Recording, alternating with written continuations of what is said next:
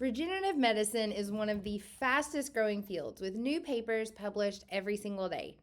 As a busy mom of two, I am guilty of not making the time to keep up with the research, and I think a lot of other veterinary professionals are in the same situation. My name is Dr. Adrienne Wright, and welcome to Sit, Stay, Learn, a short podcast where I review regenerative medicine uses in veterinary sciences. Each episode, I break down a paper, and then we spend 10 or 15 minutes here just giving you the details that you need to know to feel like you're staying up with the research. For today's paper, I went a little off script and chose an editorial piece. It was published in Biomedicines back in 2023 and is titled Red Blood Cells in Platelet-Rich Plasma, Avoid if at all possible. The authors of this paper are affiliated with different facilities, universities, and research institutes all over the world, and I really thought that they had some interesting thoughts. Again, these are their thoughts and their opinions. You are entitled to your own. At Ardent, we get the same question probably a few times a week from different practices. I'm processing PRP and my blood sample is hemolyzed. What do I do? Will it hurt my PRP? And to be honest, there isn't necessarily a clear-cut answer. There are a lot of factors that come into play, like how bad is the sample hemolyzed? Is it safe to collect more blood in terms of volume for that animal? Is this a difficult blood draw where it could be hard on the staff to collect more blood? Is the pet healthy enough for another blood draw? Do you even have extra ACDA tubes? If not, do you want to order more and reschedule the case? Or did this owner just drive hours to be there and they took time off work, etc., etc.?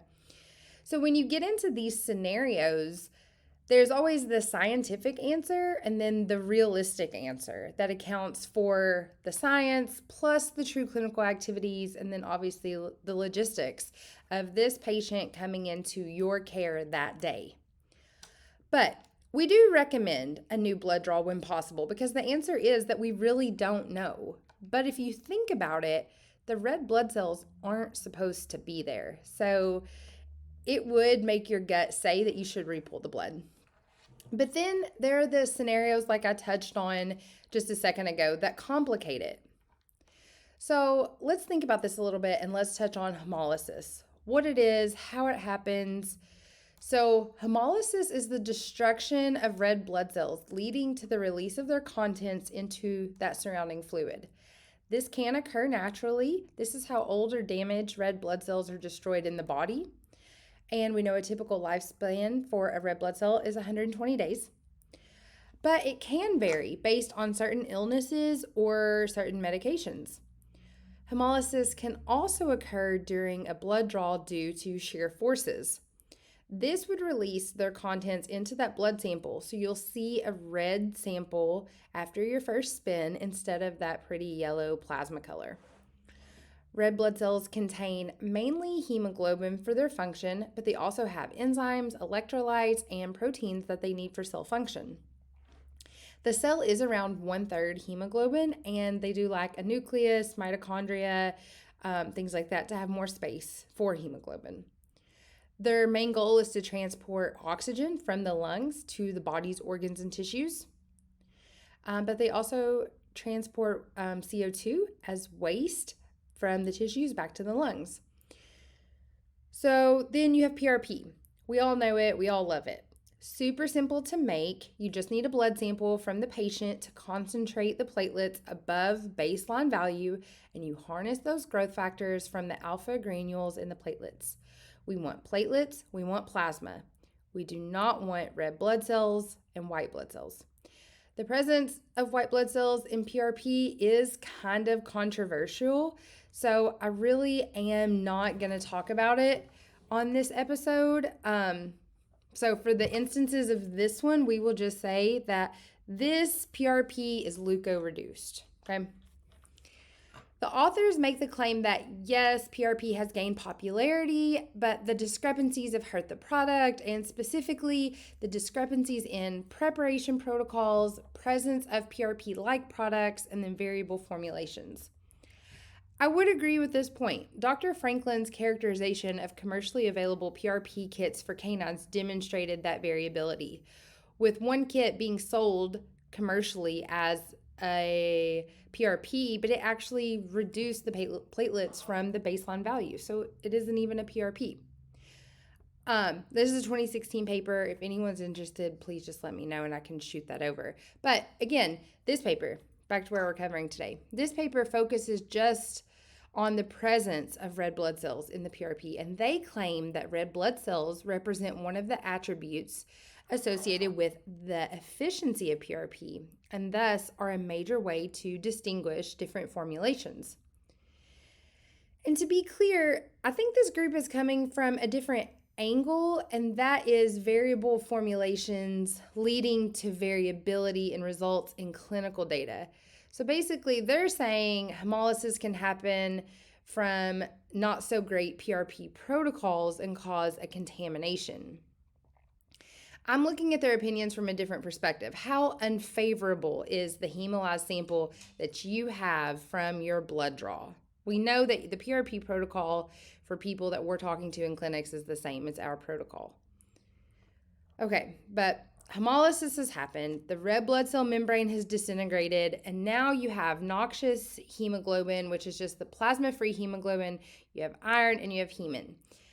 Once it's released, these molecules can lead to the activation of inflammatory pathways and oxidative stress, which can then cause microcirculatory dysfunction, vascular damage, and tissue injury, exerting a major cytotoxic effect.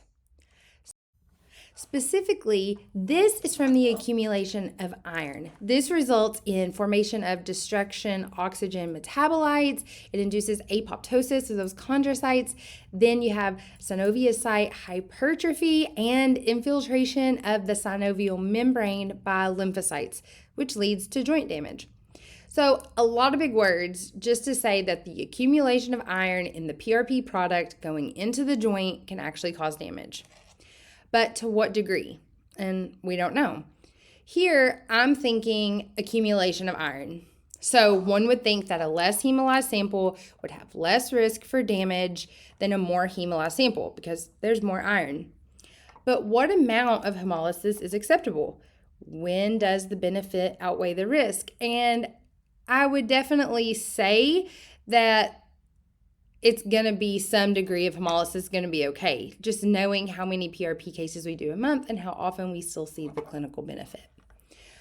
But this is taken from a study where they showed that the effect of red blood cell concentrates on synoviocytes, and they reported significant cell death and production of pro-inflammatory mediators.